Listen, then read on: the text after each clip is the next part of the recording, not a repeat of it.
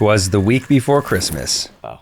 And at the Afterthoughts podcast, all through the set, we are asking the question, why do people say Christmas is a pagan holiday? Ooh. We're going to talk about that today. Yeah. Oh boy. But And first, Ryan believes it is, correct? I am 100% convinced. he does not observe.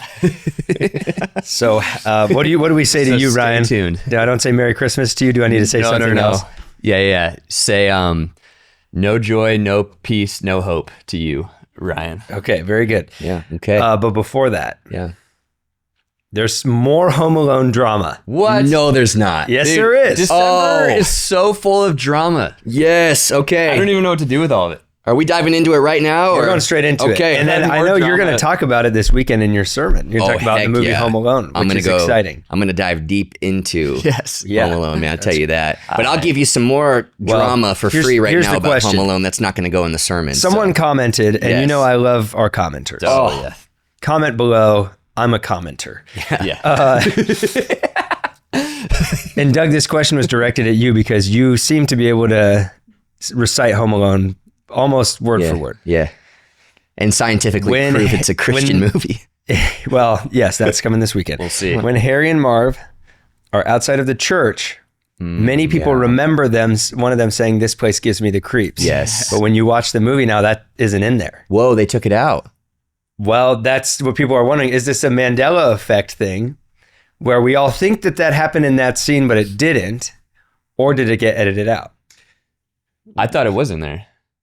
It's Yo, not in there anymore? it was in there. Okay. So it must have gotten Okay. taken out. I remember that scene. Okay. Yeah. I don't think we would all remember that exact Some something people, that specific. I got on a Reddit thread and read about boy. this. Okay. Some people, you'd be shocked It's at a how good many place to people, go. how many people are like, I think they were talking about the basement of the you house okay? when he said that. Yeah. Oh, yeah. You know, No. but no, it was gives me the about the creeps. church. That was about the church. Which makes sense because those two guys probably weren't the types that would want to wander into a church because they were up to some Yep. bad stuff They and were feel on guilty about it. Yep. So it was in there. It was, yeah. And in fact, there was more in the original script that did boy. not get shot. Yeah. So the two guys who wrote the original script were strong Christians. Okay. And Chris Columbus, the director, also Catholic. And he made some changes to, and you'll find out more in church this weekend. But Same team, different for place. instance, that church, the statues inside of it weren't there.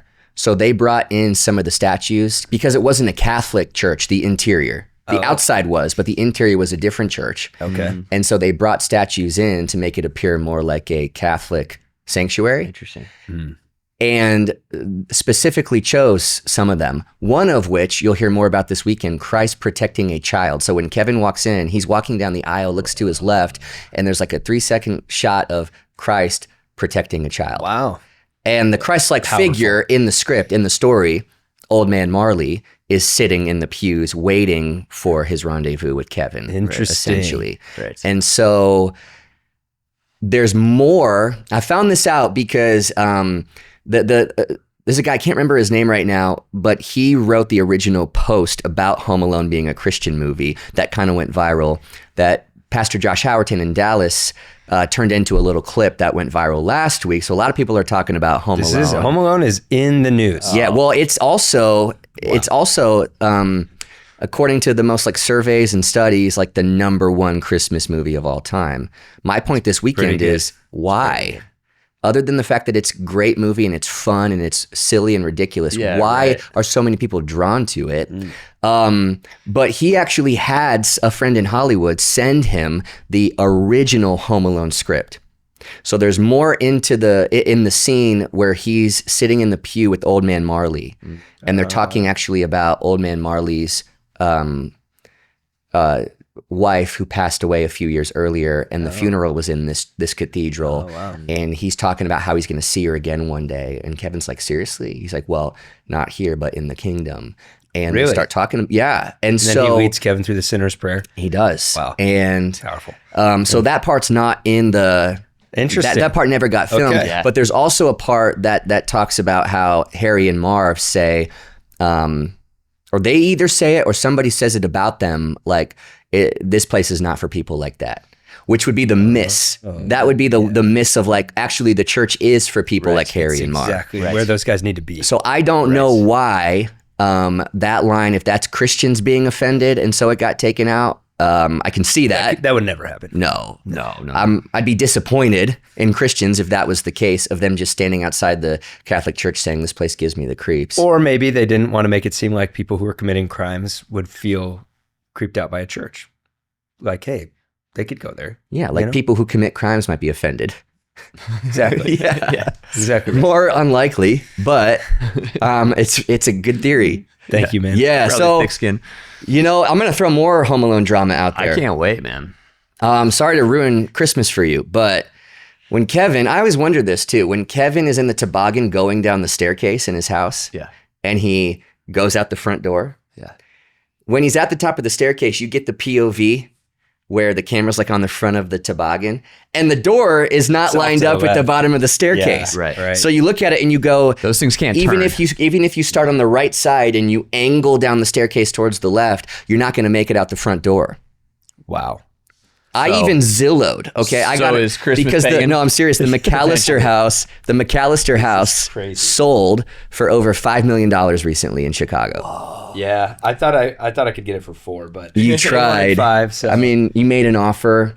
yeah, At least you got some skin in the game. yeah, but I'm excited to have it still. I did get it for 5. Oh, you okay? yeah. So you could tell You us guys about can the visit staircase anytime. It's sitting vacant right now. Hopefully Oh, really? those guys aren't robbing it. Yeah, I hope not. It's fully furnished. I remember the director said they were scouting that house for a few months and they finally picked that neighborhood because it was charming and there was something that was potentially eerie about the street. The right house. Yeah, for it's sure. the perfect house. But that'd be a great Mythbusters thing. I don't think it's possible to go down that staircase in the actual house and make it out the front door. I even got on the Zillow of that house in Chicago and I looked at the pictures and you can't do it. And then when Kevin, if you pause it, when Kevin is flying out the front door and he's catching air, you'll see wheels underneath the toboggan. So He was Do you cheating. think? you want to talk about Home Alone drama and potentially Hey. ruining Christmas? Do you think when Christopher Columbus discovered these lands, he ever thought people would scrutinize his final film I know, so man. much? It's really his greatest discovery is the Home Alone franchise. the documentary he made about Kevin McAllister? It's I know. really good. Yeah. really But wild. my biggest question is, all of that happens Christmas Eve. All of the traps are set. All of the chaos ensues. And by Christmas morning, the house is spotless. And I just don't understand how it's so clean and Interesting. put back together Oh, yeah, it is. by the time his whole family gets Kevin there. goes to the tree house. He always feels like he has to go to a different place for them to get arrested for some reason. Yeah. Instead of just bringing the cops to his house. He calls the cops too late. Oh, yeah. He could have called him right away. well, We all know But this. he all know wanted this. to have his fun. He did. Oh, Wanted yeah. to- He wanted terrorize he his wanted wives. to hurt them. Yeah, And he did. His conversation with old man Marley didn't quite change his heart yet. Well, he still wanted to inflict. isn't that serious just sanctification, though? pain. It's a process. It takes time. But it also, the old man Marley character in Home Alone 2 is the pigeon lady right. in New York City. We were watching the first 3/4 of that last night, me and Sam, and then we couldn't even make it Thanks for through. clarifying that We you fell didn't finish asleep. the movie. Yeah, Steph we made it. We made it Steph to and I that fell scene. asleep watching a Christmas movie last night as well. What movie? A Boy Called Christmas. I've never even heard of that. I really like it's it. good, It's on huh? Netflix. Okay. Yeah, from me. You heard that from me. From last year, I think. Yeah, I quoted it in a sermon last year. Professor McGonagall's in it. Is she? I like that movie. Dude, I heard a great sermon from a friend of mine that said it was good. Yeah, cool. That was him? Wait, no, you're the guy from the Progressive commercials. Oh, by the way, I Yes. haven't worn this shirt in a year. This is my Blues Clues shirt. Oh, yeah. I was so excited when I bought it at preached in- Target. And I thought it was really cool. I'm like kind of a rugby shirt vibe from Sure. back in the Abercrombie days Yeah. when I was in middle school. Uh-huh. And then I showed up here about to preach in it. And immediately everyone's like, oh, you look like the Blues Clues guy. And just my confidence just tanked. Whatever. And so I got it back out and wore it for this episode today. Dude, and that is what the gospel does. Kayla's It just redeems. giggling over there. She was one of those people that was You making take fun what of the me. enemy Kayla, what meant do you for think? evil Your sense and of use it for good. Remember that for when we talk about. Kayla, your sense of fashion is probably a little higher than ours. What do you think about this shirt here? Kayla cannot stop laughing. By a little, I mean probably a lot higher than ours. So It's great. It's great. I wish people could see how non-genuine. I want to know your honest opinion right now. I was one of those people that said it was the Blues Clues shirt. Yeah. So, If it was a Okay. different but that's color, not an would it- insult. But That's that- only taking Yeah, I was gonna it. say that's Red not and necessarily like Totally. a diss. Yeah. You like how I said diss? Yeah, you look That's like your the own guy that was on a interpretation. animated show with a blue dog. I mean, but and a isn't, talking like- mailbox from 20 years ago, 30 years ago. Lame Well, things all of a 90s sudden become fashion. really cool. You know what I mean? 90s Yeah, fashion's well, coming not when back I do around. them, but when certain people do, they can Right. get away. Sure. Like, that looks really cool. I'm like, you look like Uh-huh. Steve Urkel. And that's okay. But then I wear just a nice collared shirt and get destroyed for it. But I wore it again Oh, today. man. I don't care. Yeah. That's good. But I if am it who I didn't am. destroy your confidence, all of a sudden Popeye. it would become cooler. Thanks, man. You know what I'm saying? Well, don't thank me because it did destroy your confidence. So. Not anymore, though. I'm wearing it again. That's right. Dude, yeah. Dude, ever since you started going to therapy, man, you've just been wearing whatever shirts you want. Ever since That's you've been right. a comedian, I'm so you free. don't care anymore, man. No, I don't. dude. I'll do comedy in this shirt for all I care. I know I'll you do will. my Christmas set. I know you will. I'm going to ask this to go back to also the beginning of the episode because I forgot to say this episode is sponsored by Red Rocks Austin's Christmas Eve services. We are having services at 1, 3, and 5 on Christmas Eve. What? At the 3 o'clock, we have ASL interpretation. At all services, we have Red Rocks Kids. I have Be 3 there. chances to get to a Christmas service. Bring a coworker. Well, your coworkers will already be there, but if you're I've don't work invited here, all my coworkers. bring a coworker, bring a friend, bring a neighbor. Which service will have an inspiring message about Jesus? All 3. Okay, which one will is have this worship? Joey Austin, Johnny Austin's brother. Yeah. Very what's up, curious dude? about Hey Christmas. guys, yeah, interested in maybe checking out Red Rocks on You Christmas should Eve? totally Check do that, it out, man. Usually I go home and visit my parents, but Well, you should also do that. Bring your parents to service and then go get a meal afterwards and talk about. yeah, usually we go to like a real church on Christmas Eve because it's Christmas Eve. So we are now a real church. This is a real church now. 7 years in. 7 Wow. years, you become a real church. Yeah, that's right. Yeah, that's right. We are a completed church as of Christmas. That'll be 7 years. Wow. It That's will right. be. Yeah, yes. Congratulations, guys. Thank you. And congratulations back to you. So, with us. Great come job, to everybody. Christmas Eve services here. We'd love to have you. So anyways, 3/4 of the way through Home Alone 2. It's the Pigeon Lady's conversation with Kevin. Yes. And But how do you know? Because you fell asleep. no, not till after the scene. Thank God. Yeah.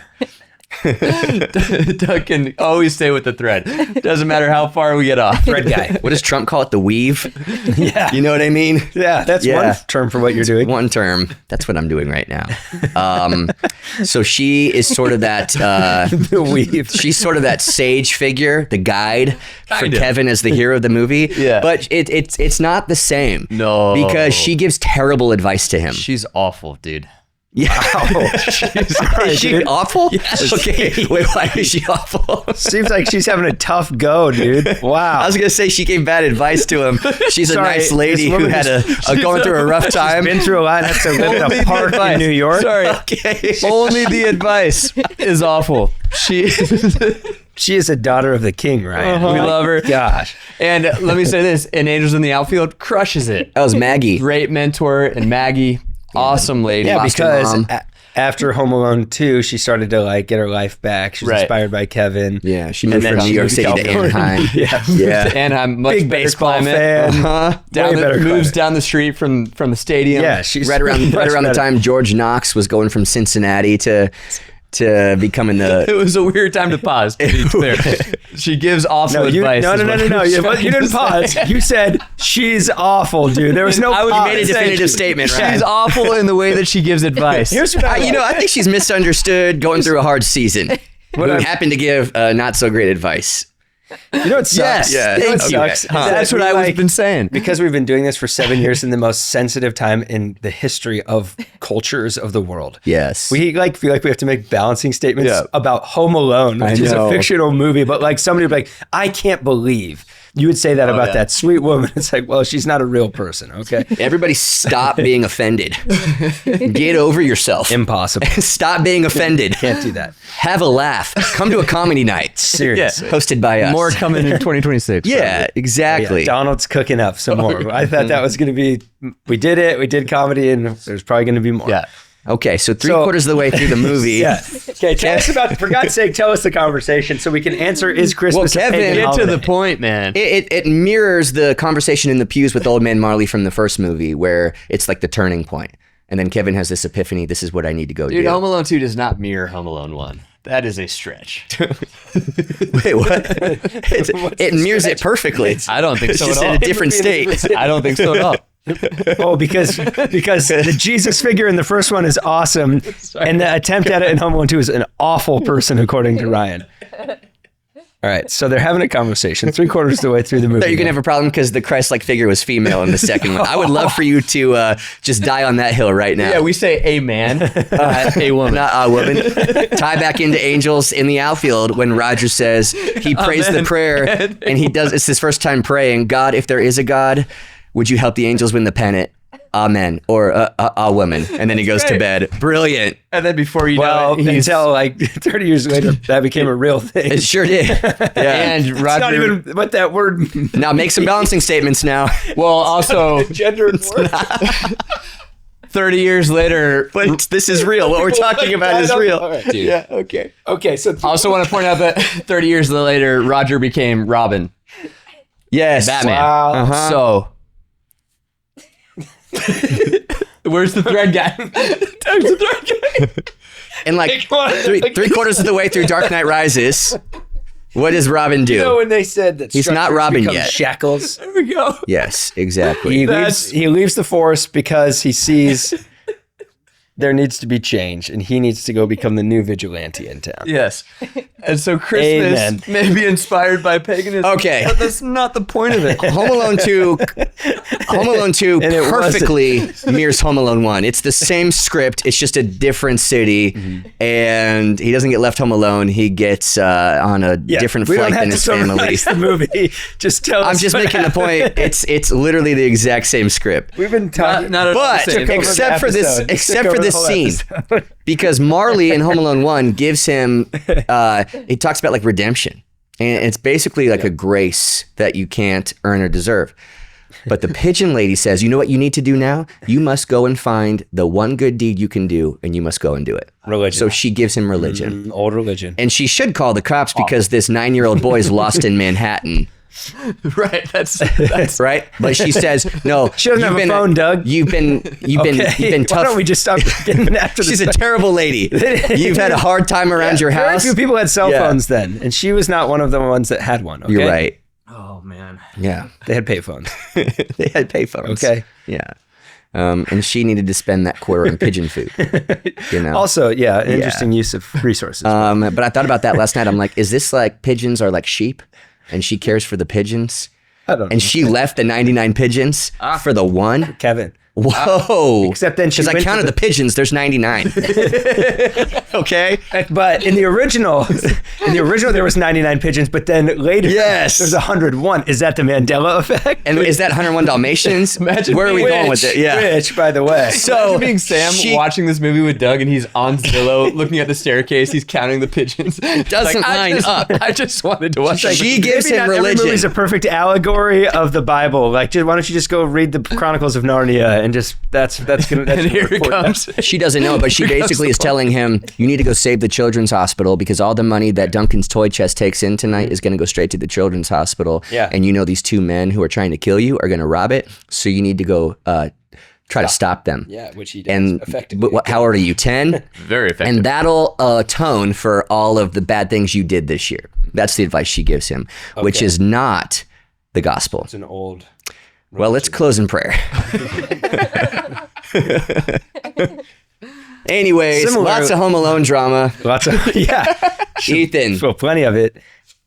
It is interesting. There's movies, a lot of those where you're like, wow, we're putting a lot on a kid's shoulders here. The adults could help more. That's an example. Harry Potter is another example. Oh, yeah. This is just going to be on you, buddy. You're a teenager. Right. You have to solve all of this. And we're going to kind of secretively know some stuff we don't even tell you that would be very helpful. Dumbledore could have been a lot more helpful to him. Yeah. All right. Anyway, not a Christmas movie, though people do like to watch it at Christmas time. But we're not talking about that today. Although tie-in between McGonagall and McGonagall being in A Boy Called Christmas. So it's all coming together. Wow. And Snape. I asked He's in Kayla Love Actually. if she is he And so is Professor Trelawney. Emma is Love Thompson, I think Actually is the name of the actress. the Yeah, where there's all like 10 different storylines. I don't like that movie. Okay, Okay. Well, too actually, much. That movie is awful. I asked Kayla, do you have any Christmas questions? And she said, no, I'm sitting this one out. So let's move on. Okay. Because the biggest question. I love everybody out there. Okay, what? All right. You don't have a single Christmas question? Like, what do you want for Christmas? No. Yeah. No, Okay. come to my sermon this weekend because that's the title of the message. Here we go. Here we go. Good shout out from Kayla. Something, yeah. Nice. Something happens. You become a Christian. You start going to church. Yeah. You're excited about all these things. You're learning new things. You try to atone for all your sins with a good deed by saving the children's Yeah, then you don't have to do that. Mhm. Turns out that And then- Duncan's toy chest has insurance. Yeah. Not a great policy, apparently. Yeah. Okay, Do you have Very high insurance? deductible. Very high. Oh, yeah. Okay. True. Something happens where there's always that person Oh. that has to like, oh, but did you know this? Yeah. And that happens at some point when you're like, yeah, Merry Christmas. And then Yes. someone from your church goes, oh, you Actually- celebrate Christmas? You're like, Oh, everyone does. Sol Invictus? Pagan holiday. Exactly. You don't bring a tree Oh, to your house. Christmas is actually a pagan holiday. That's Whoa. what some people say. Mm-hmm. is it? Well, that was my question. And why do people think that? Should Christians be celebrating Christmas in the first place? In this year. Yeah. Teaser. Should we be celebrating Christmas in the first place? My short answer, yes. Is it a pagan holiday? Or is it birthed out of a pagan holiday? No. Are Christmas trees okay? Of course. Is it idol worship? Not if you're not worshiping idols. The idol worship part is the idol So, worship. If you're there you worshiping go. idols. Yeah, exactly. Yeah. And for some people, you can just clip. That's all you needed to listen to of this entire episode. You got there. talk, because there is a verse in Jeremiah that a lot of people will point to. I think it's Jeremiah 10 About trees? about trees. Okay. You find that. The main argument Oh, that people make about found it. Okay, no, keep going. You keep going. We'll get to it. Christmas Eve services 1, 3, and Got 5. We got him. Please be there. No synergy today at all. I would argue the opposite. I would argue the opposite. Doing 3 different podcasts. I think we're in the flow state right now. This episode is Oh, dude, we're 3 guys doing Buzzing. 3 podcasts, and then Kayla's doing shout outs. That's what this is. she's like trying to work right now because it's such a busy week while she's doing this. Okay. Chiming Editing in. a video. Yeah, it's I'm going to save this mess. podcast, guys. Yeah. So yeah, even thank you, Jeremiah Doug. chapter You 10. need to atone for talking about Home Alone for 20 minutes. Okay. Okay, wait, before we get to trees, before we get to you go. trees. Set it up. Just At set. 23 minutes is when you want to start this episode. Allow me a softball, if you dude. don't care about Home Alone or having fun. Okay. All right. Let me tee this I up think for this you, is a Doug. great podcast As so the far, to be Christmas honest. Yeah. expert around here. Because if Doug can find deep Christmas meanings in Home Alone 1 and even in 2 with that awful woman, then he can certainly talk real about Christmas. Ryan, we'll catch up with you later. Okay. The main argument people make is that there were pagan festivals in the same time frame in December. So Saturnalia, however you say it. Yep. Mid-December, That's how there you was say it. feasting, there was gift-giving, a celebration that was a pagan festival, false gods, okay? Sol Invictus was celebrated also as a Roman celebration of the unconquered sun, S-U-N, on December 25th. People also, for a long time, have, especially in Europe, celebrated the winter solstice. Right. Was Sol don't know Invictus why. on the 25th or the 21st? Because the solstice is the 21st, but you might be right. The The 25th. solstice is the 21st. Yeah. Sol Invictus was the 20th. 25th is really like the time you start to see the days getting longer. Yeah, so Start to notice. I would it. be more of a summer solstice person if you're going to celebrate Sure. because that's when the days are the longest. It's Uh-huh. nice outside. But And anyway, our birthdays, dude. yeah, totally. It's Oh, here neither we go. Here nor there. People ask the question, did early Christians pick December 25th to copy these pagan festivals and some of the crossover of things like gift giving or trees, which we're very excited to hear Doug talk about? Was that Christians tacking on to a pagan festival or holiday? There goes Ryan. All right. He just left. He's contributed nothing to this episode other than just being very harsh about that lady. I bet if he saw her testimony video, he'd feel pretty bad about what he said. Yeah. Okay, so Behind every behavior is a backstory, Ryan. yeah, amen. Behind Christmas is a backstory. Oh, wow. Yeah, Okay. that's what we're You're trying to talk about it. Okay, go. So we're Christians joining into a pagan festival, and Yes. ignorantly centuries later, we are all partaking in what is actually pagan rooted. That's what people are asking about Christmas. Okay. Doug, I'll toss it over to you. Well, I If do you know. at any point, feel free, but don't feel obligated. I know you've got a lot going on right now. The date of Christmas, December 25th, appears in Christian sources before Sol Invictus was ever celebrated on December 25th. Cross Sol Wow. Invictus off the list. Boom. So the earliest See ya. markings of Jesus' birth on December 25th is from Hippolytus of Rome in AD 204, Okay. who explicitly says Jesus was born on December 25th. By the way, we get that. We don't know that that's 100% true, and there's actually a strong chance Jesus was not born on December 25th or even in December at all. There was a belief that for someone who was incredibly holy, that the day they died would have also been the day they were conceived. Right. And so we know somewhere around March 25th because of the Passover, the day that Jesus died. And so if he was conceived on March, then extrapolate 9 months, and then you have December 25th. So many early Christian writers placed the crucifixion based off the Passover calendar on what back then was known as 14, the word looks like Nisan, Nisan, Okay. however you say that, which then correlated to be March 25th on the Roman calendar in some years. So that's where they then put 9 months on top of that to get to December 25th. And there's a strong case to be made that Emperor Aurelian created this new cult in celebration of the unconquerable sun. Really quick, why is it called an unconquerable sun? You want to just explain that for a second, where Sol Invictus comes from? So in the Northern Hemisphere, every year around this time, the days have been getting shorter and shorter and shorter for months now. December 21st is technically the shortest day of the year, again, in the Northern Hemisphere. And then starting December 22nd, it's a little lighter. It stays lighter a little later. 23rd, lighter a little later. Is that like And a minute a day? Yeah, a couple minutes. And minute it a speeds up as you get closer to the equinox. Oh man, don't even. And there's get me two started. equinox. I don't There's believe two in that. equini I don't in the believe spring and the equinox. fall. Well, That's a pagan moon it's thing. not just Dude, how many science. different cars are we gonna Yeah. shout out? Yeah, it's interesting to lot think of about. cars. That's so many cars So, named after yeah. this podcast episode. It's kind of funny, like unconquerable sun. The sun is like undefeated. Uh-huh. It's like, look, the sun's growing again. The sun's getting bigger again. And so that's where that comes from. The light has overcome the darkness again, Right. which you could also argue was stolen from The idea Jesus. of unconquerable sun. S-O-N. Oh, now there it is. What came first, the chicken or the egg? Jesus. Well, what came first?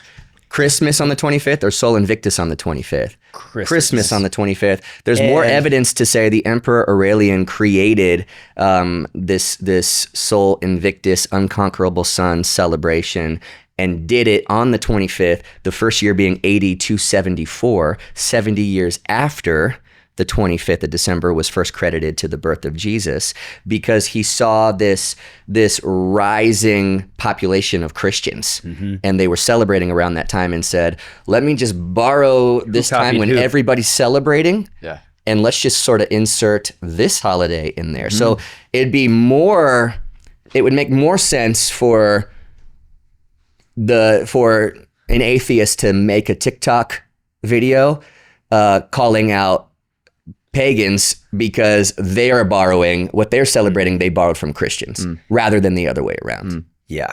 I that wonder make how many sense? people are celebrating Sol Invictus this year. Man, I don't know. I don't know. I have no idea.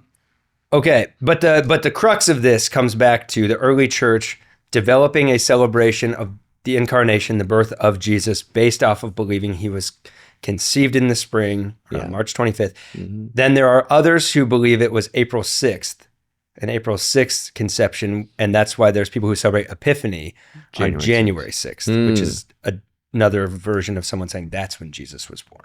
Which is why we launched but- our church on January 6, 2019. 2019. Yeah, right. exactly. We didn't even know what Epiphany was then. I had an epiphany about it. But It also just happened to be the first Sunday. This is the key issue of the whole thing, because it wasn't the early church seeing other pagan things and going, well, let's just do what they're doing. It was them in their own way saying, we want to celebrate the incarnation of Jesus, him coming here. Yeah.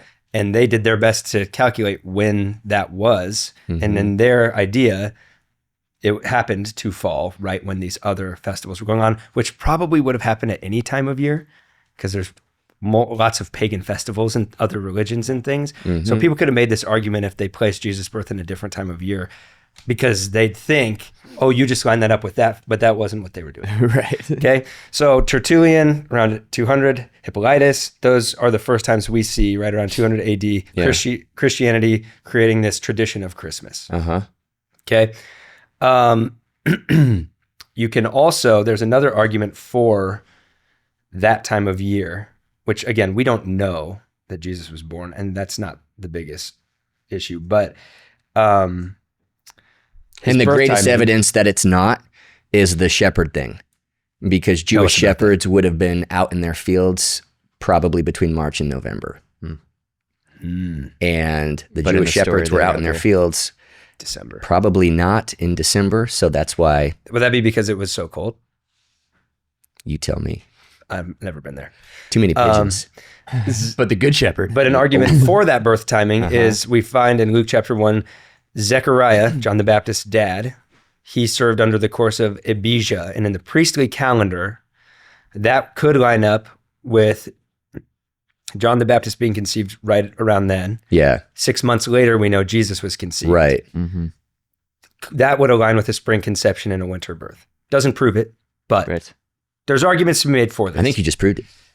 You have without a doubt proven that Christmas. I've completely changed my mind now. The early church calendar, the first thing they ever celebrated was Easter. Yeah. And then Good Friday. Then Annunciation, which was conception, which they celebrated March 25th. And then Christmas, December 25th. And then Epiphany came around a little bit after that. So Easter has always been the primary holiday. Right. Yeah. It's always been the biggest one. But after some time, the church decided we want to also celebrate the birth of Jesus, which is very cool to me. Which, just to be clear, I think it's important to read this real quick. All of the conversation's so important, and it's helpful and it's interesting. Ultimately, though, like, this whole conversation is taking place up here while there's a much more important truth beneath it, which is Matthew 1, verse 18. This is how the birth of Jesus, the Messiah, came about. So what we are doing in December is we are going back to Matthew 1 and Luke 2, and we're going to take time to consciously remember the birth of Jesus. And that is completely biblical. We can debate about how to do it and when it should be done and all of that. But the heart underneath it is strictly biblical. And I think that's important when you start to hear different clips going around the internet of people going, well, actually, it's all taking place on a surface level. Beneath it is this truth that Jesus stepped out of heaven to be with us. Right. And Matthew and Luke took the time to write about the birth story, because the birth story is important. You know what I mean? Yeah. And the early church wasn't trying to intermix with other pagan religions at all. In fact, when you read Paul's letters, it's very clear that they are to not intermix faiths, that they're not supposed to keep any of the pagan practices maybe some people were involved in before, like Gentiles, is leaving those things behind. So it wasn't like, well, this is kind of a cool thing some of our neighbors do, so let's just kind of do a variation of that with them. Yeah. Syncretism, buzzword, means? To become the world, essentially. Yeah. Yeah. And sync up with all the practices and all the worldly things around you. To be in the world and of the world. Exactly. And it's very clear in the Gospels and through the New Testament that Christians are not called to that. We're called to follow faithfully in obedience to Christ and Christ alone. In the world. So the opposite of syncretism, as I understand it, would be separatism, which is essentially, let's not be in the world at all. Right. So that we don't get it on us. Yeah, don't interact with those pagan neighbors. Exactly. Exactly. Right. Stay as far away as you can. With that woman in New York that Ryan hates. Whoa, Don't talk to her. Don't even. Especially. So Kevin McAllister is very good at being in the world, because he's engaging this woman, talking to her, having a great conversation. Home Alone's a wonderful Christian movie, full circle. Okay. So, but yeah, that's actually important because, and just to cite my source here, I learned a little bit of this from the guys at the Live Free podcast, and they are citing a sermon given by Mark Driscoll from years ago, just a framework about when it comes to Christmas, when it comes to Santa, when it comes to Halloween, when it comes to the Easter Bunny, you could when it comes to technology, when it comes to movies, music, whatever it is, here's just a great sort of framework that sort of follows the syncretism, separatism. If we are going to be in the world but not of the world, we need to know whether we receive, whether we redeem, or whether we reject. So when it comes to, we talked about this on Halloween, trick-or-treating. Do we receive this as is and join in? Do we redeem it and say, no, we have a redemptive theology and this can be made into a beautiful thing? You could ask yourself this about yoga. Or do we reject this? Like, no, it's not redeemable. Right. And I just think that's It's really helpful. it's sort of a great way of, so for instance, Christmas, what do you receive about Christmas? Okay. And I'm talking the way the world sort of celebrates Christmas. Right. And, let's say our culture with no Christian faith, no Jesus. So Santa Claus, lots of presents. Yeah. Commercialism, carols. all that. Okay. Yeah. So what do you receive about it? The generosity, Right. the joy, the magic, the wonder. Yeah. What do you redeem about it? Okay. Maybe there comes a point where if you do the whole Santa thing, that you have that conversation with them at some point about the real Saint Nicholas and where that story comes from and how he actually was an amazing Christian man who was very generous, who gave gifts to kids, put money into shoes of people who were poor and needed it to pay rent. Story about him slapping a heretic in the face. Like he was he was generous, jolly, and fierce for his faith in a lot of ways. So like we can redeem that.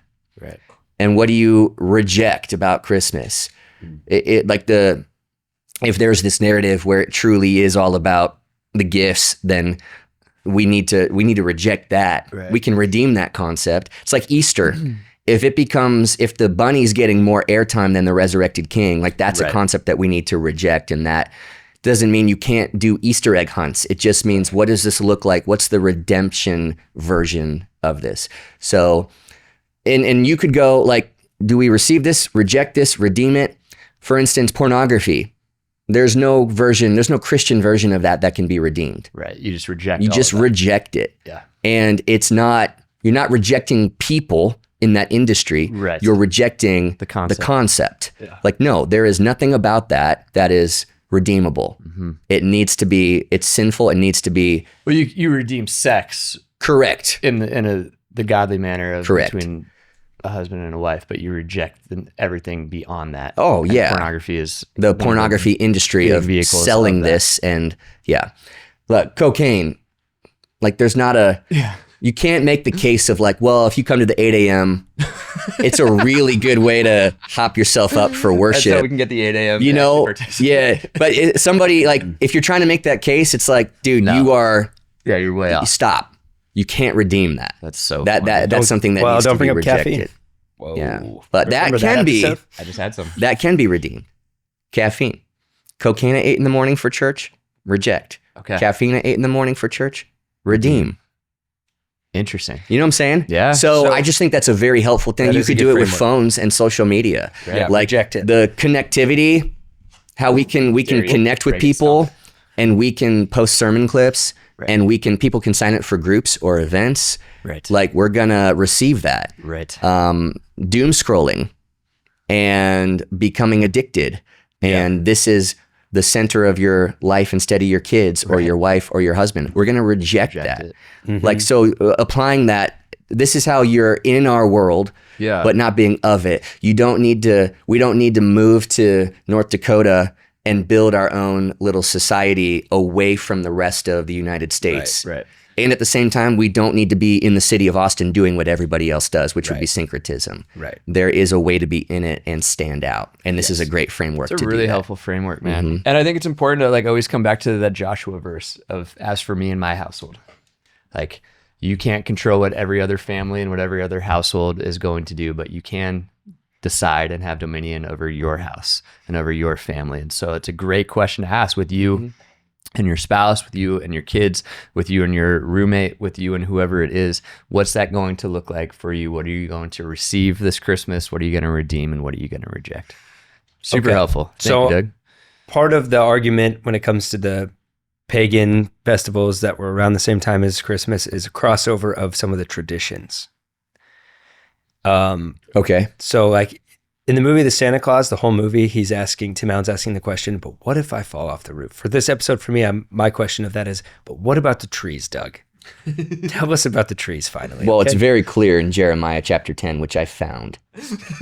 Great job, dude. This is what the Lord says, Ethan. Jeremiah 10, verses 2-5. Do not learn the ways of the nations, which is do not become of the world, or be terrified by signs in the heavens, though the nations are terrified by them. For the practices of the peoples are worthless.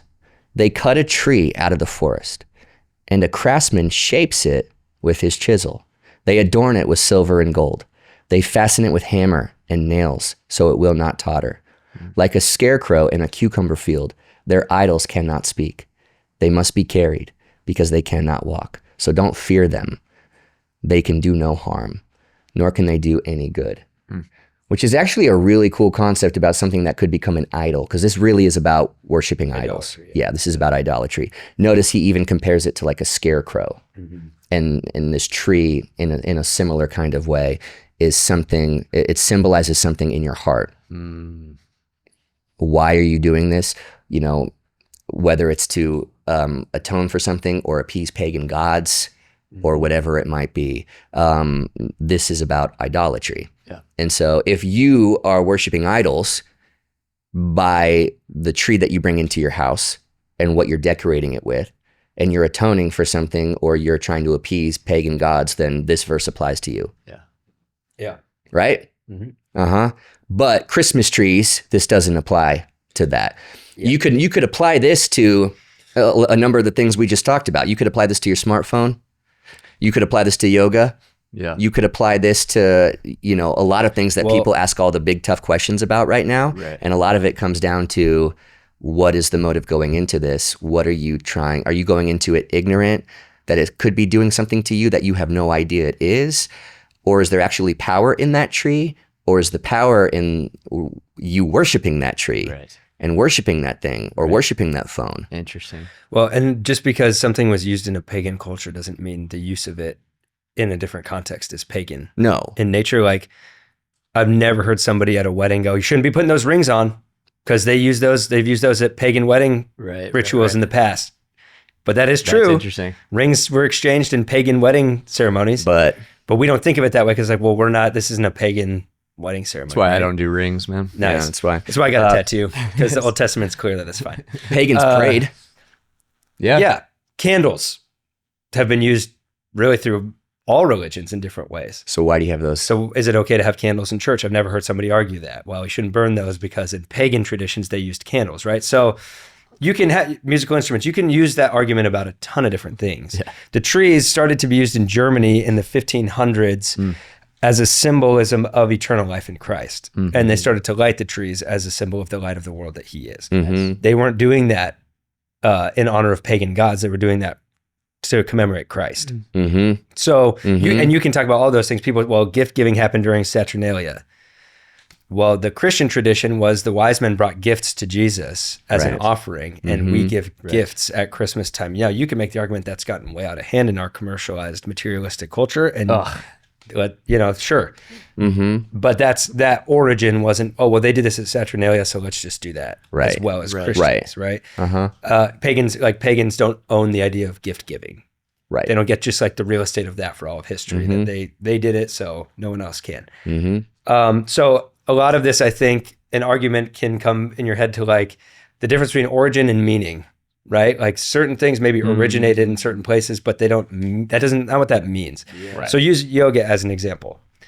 If you're in a yoga studio and the person teaching it is like chanting spiritual things, And there's clearly like some sort of a Hindu influence happening there, and they're trying to get people practicing something spiritual through that and do different poses in honor of or in worship to some gods. Mm-hmm. You should probably walk out of there immediately, right? Because you are in some way engaging into what is a spiritual practice. Mm-hmm. That's different in meaning than if you go to a studio where people are stretching and there's music on and it's a workout and there's no spiritual component to it, which is even different than some groups that have happened from people from this church that get a bunch of Christians together and they do yoga and there's prayer time and it's a time of connecting and worship And to it's God. honoring the temple of the body. Yeah. Through stretching. So Yeah. the origin maybe you could trace back to a different religion, but the meaning of your stretching is different, right? Correct. And now I do think there's things that we unknowingly or maybe naively wander into Agreed. spiritually. That's the New Age movement is like the king of that in this. And to be fair, culture. some parts of yoga are that for people. Correct. Right. Where they No doubt. wander into it without. And that's why you have to have discernment of is it spiritual in nature? And if it is, what is it in nature? Yeah. And there's a lot of that. And we've heard a lot of those testimonies of people who kind of were seeking spiritually, and the next thing they know, they're at some sort of demonic ceremony, like, whoa, how did I get here, right? Yeah. So you do need to be highly discerning, and there are spiritual elements to everything in some way. But you need to know the meaning behind those things. At the same time, on the other side, I think sometimes we forget like our authority and ability to dictate spiritually some things in our lives, where people worry like, well, if I've unknowingly for my whole life celebrated Christmas, am I like not saved and I was doing this pagan thing I didn't even know about? I'm like, well, no, you didn't put up a Christmas tree and give gifts because you were doing that as an act of worship or atonement to pagan gods. No. That was never your intention or meaning. So Yeah. I just in the same way that someone could show up to church here that's not a Christian and they could sing along with the song, they didn't just become a Christian accidentally. No. Right? There's a decision that we have, where there's Correct. authority we have in how we spiritually live I our think that's lives. really important. When you look at Jesus's teachings through the Gospels, it's like he was always trying to help people move from a state of disempowered to a state of empowered. So he says things like, your faith has made you well. He's trying to help people realize, as humans created in the image of God, we actually have more say in this than we think. Yeah. Which means just because I walked through a room where there was some demonic activity going on, I don't have to choose to receive that. I can actually reject it. I can actually bind it in the name of Jesus. I can actually cast it out in the name of Jesus. I can actually put on the armor of God every single morning and get ready for battle. Like, to your point, I have way more power and way more say in this than I think. Which is why I think the early church had full confidence to go, oh, that's the same time of year. We don't care. Don't care. We're going to do what we're going to do. Because Doesn't matter. think about the early church. They refused to take part in pagan practices. They would literally die rather than participate in pagan rituals. So it doesn't make a lot of sense that they would then be like, but we'll do this We'll do a few pagan of them. festival. They were persecuted for not That's such a taking good part point. in pagan rituals. Yeah. I think they knew the authority of Christ, and they're like, well, based off our calculations, we think that's when he was born. We're going to celebrate. And while those people are doing their thing, we're going to do our thing, and we're going to actually worship the true God No longer matters. through our Christmas celebrations. It reminds me of when we lived in Haiti for a little bit, and you'd see the black crosses with the white polka dots on them, the voodoo crosses. I used to get the chills every single time we'd drive past one of those, and there'd be one coming up on the left when we were walking, and I'd kind of move a little bit farther away from it. And in doing so, you kind of give it power. Exactly. But what this is saying, once again, like a scarecrow in a cucumber field, their idols can't speak. Like that little black cross with the white dots on it, it must be carried because it cannot walk. Right. Do not fear them. They can do no harm, nor can they do any good. You don't need to live in fear of all of these things. I'm going to throw this out there. Like, this is an interesting thought. There's about the New Age world, Okay. which is very prevalent in Austin. Right. We have a lot of people who come to Red Rocks who are still in it or have just come out of it and are finding a lot of healing and truth in the gospel. But it's another one of those things. Is everything about that world to be completely rejected? Right. Or is there... I'm not saying the New Age world as a whole can be redeemed. I'm saying, let me give you one example. One mantra or thing that gets said a lot in New Age is, life is not happening to you, it's happening for you. And if you can believe that about the hard thing you're going through this week, you're going to things are going to turn, like you're going to rise to the occasion and you're not going to be a victim and you're going to be an overcomer and you're going to believe this hard thing didn't happen to me. It's happening for me because it's going to grow me and make me stronger. Yeah. It reminds me of Romans 8:28 that says, God works out all things for the good of those who love him. And so I had this conversation once about that because I mentioned that in a sermon, just that phrase.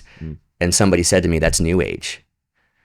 But I was like, New Age might be using it. Right. But I think God's going, I sure would like if my followers acted like that. Yeah. Like they believe this isn't happening to me, it's happening for me, and I'm going to use it to make them stronger and redeem them and do, you know what I'm saying? Yeah. It's like you're treating that phrase like it has evil power because it belongs to, it's like the word energy, because it's been sort of claimed by, even though God made energy and everything at the end of the day is energy, your mitochondria in your cells are making energy right now.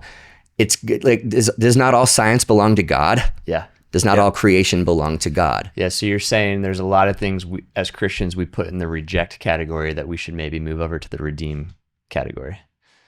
Yeah, but with a lot of wisdom and discernment. Yeah, well, I feel like some of the New Age people I talk to, it's almost like picture a person that has like glasses on and they're like really, really blurry, like foggy or whatever, and they have some ideas, and then you guys are so rude about people, you know, the lady in New York, people that wear glasses. It's almost like you start talking and you're like, oh, let me like wipe the lenses off. This is where that comes from. Yeah. It's giving clarity to like an idea, and all good ideas and all of like the truth that's out there comes from God. Right. Other people hijack it or take it, or they're saying it, but they're not linking it to the source of who it is. And it's our job to help people see like, hey, that statement actually, here's what God said, how God says that. Yeah. Here's what God means through what you're saying, because there is a truth within that. Let's point it back to the real truth of who's saying it. Because it sounds like being more than a conqueror. Right. Which is who Paul tells us we are later in Romans 8, through Christ who gives us strength. I have felt over the last 4 years, I haven't really said the word manifest or universe in sermons. Yeah. Right. But God made the universe, and manifest is in scripture. The manifest presence of God. But I'm like, I got to come up with a different word. I'm like, we're giving it too much power now. We're thinking that is now associated with, so that doesn't belong to God anymore. Right. And that's what frustrates me about a lot of things. Man. Yeah. And but again, it's a helpful framework to go, hey, you keep talking about, hey, I'm going to manifest that. Correct. Like what actually you're talking about is prayer. You're going to, But manifesting the way you think of it is getting what I want for me. Prayer is getting what God wants for me. Correct. And it's a much better, and it actually works, method than you just manifesting things. So yeah, I think it's constantly redeeming, like, hey, here's where you're off, and here's what I think you actually mean. Yeah.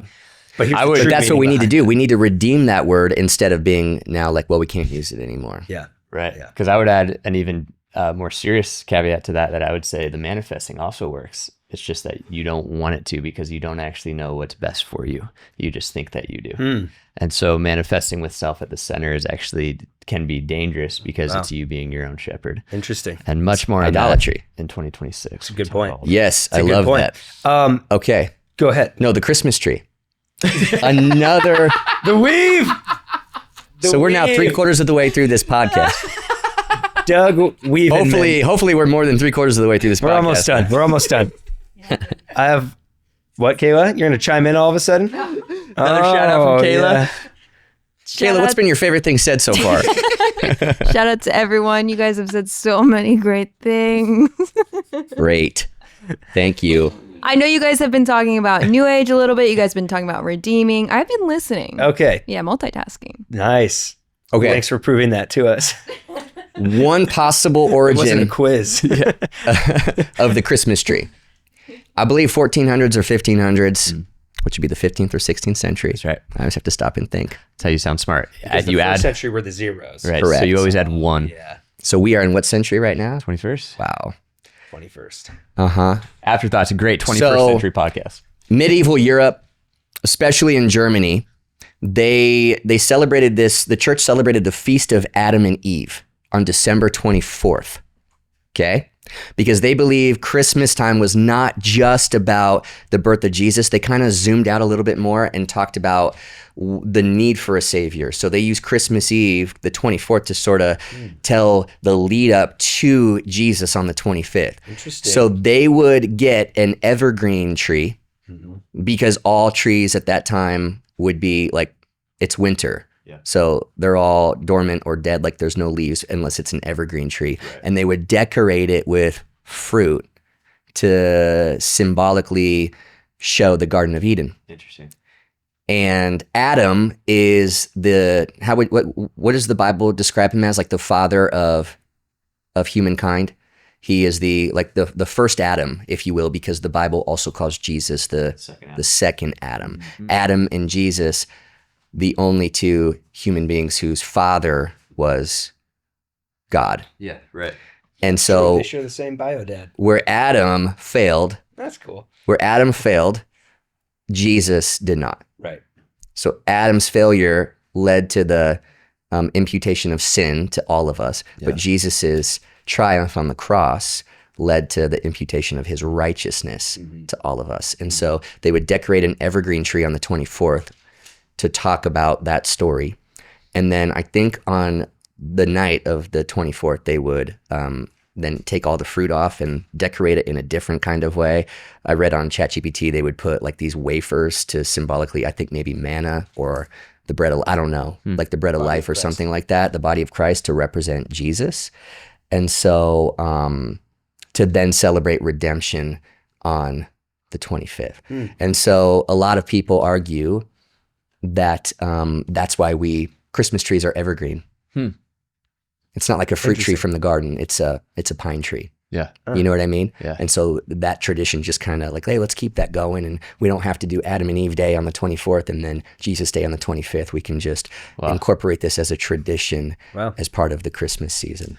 Romans 5, by the way, if you want to dive deeper into that, Adam being the first Adam, Jesus being the second Adam, I'll just read one little piece at the end. Romans 5:18. Consequently, just as one trespass, what Adam did, resulted in condemnation for all people, so also one righteous act, what Jesus did, resulted in justification and life for all people. Mm-hmm. Well, I'll see you Romans, what was that, 5? Romans 5. And raise you Romans 14. Okay. Paul writes in verse 5 and 6, one person considers one day more sacred than another. Another considers every day alike. Each of them should be fully convinced in their own mind. Whoever regards one day as special does so to the Lord. So in the early church, in these Gentile regions, Paul's dealing with all these arguments, like the Christmas, kind of like that, between Jews and Gentiles who are going, well, we used to do this. Is that okay? And no, you can't do that. That's not okay. And then Paul and Peter and these guys have to kind of come through and clear the air of like, here's what matters. There were arguments in the church back in the first century too? Yeah, it's a different time. Church folk were much different back then.